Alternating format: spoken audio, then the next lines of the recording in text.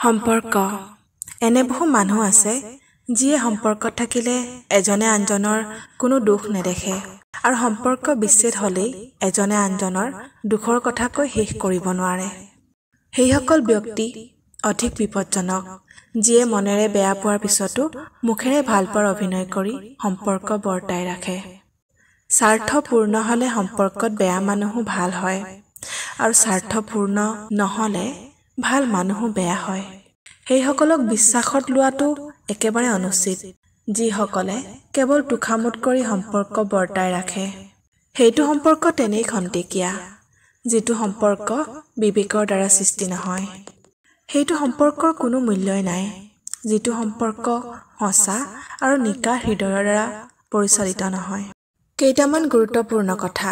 মৰহি যোৱা ফুলৰ গুৰুত্ব নোহোৱাৰ দৰে বিশ্বাস নোহোৱা সম্পৰ্কৰো কোনো গুৰুত্ব নাথাকে। সকলো আঘাতেই অসহনীয়, তথাপিও অধিক অসহনীয় আৰু বেদনাদায়ক হয় আত্মীয়ৰ আঘাতবোৰ।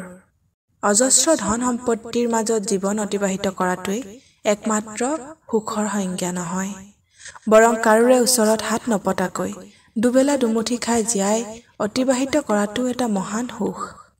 টকা পইচা বা ধন সম্পত্তি যিমানেই নাথাকক কিয় বিপদৰ সময়তহে বুজি পোৱা যায় মানুহৰ গুৰুত্ব কিমান। সম্পৰ্কত বিচ্ছেদ হোৱাৰ কেইটামান কাৰণ।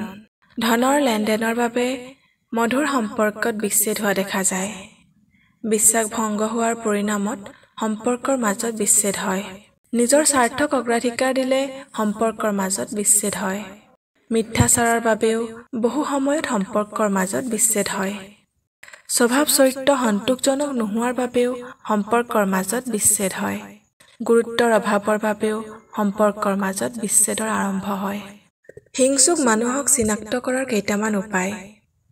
আপোনাৰ লগত থকা সম্পৰ্ক নিমিষতে ছেদ কৰিব।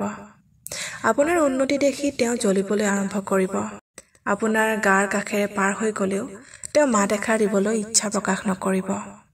আপোনাক কেনেকৈ বিপদত পেলাব পাৰি তাৰ চিন্তাত তেওঁ মগ্ন হৈ পৰিব। আনৰ সন্মুখত আপোনাক কেনেকৈ বেয়া সজাব পাৰি তাৰ বাবে অহৰহ প্ৰচেষ্টা চলাব। আপোনাৰ বিৰুদ্ধে মনে সজা অভিযোগ আনি আপোনাক বিপদত পেলোৱাৰ চেষ্টা অব্যাহত ৰাখিব। আপোনাৰ সকলো কামেই তেওঁৰ দৃষ্টিত বেয়া হৈ পৰিব। আপোনাক প্ৰশংসা কৰাৰ সলনি তিৰস্কাৰ কৰিবলৈ আৰম্ভ কৰিব। আপুনি এই পৃথিৱীৰ আটাইতকৈ বেয়া মানুহ হিচাপে তেওঁৰ দৃষ্টিত বিবেচিত হ'ব।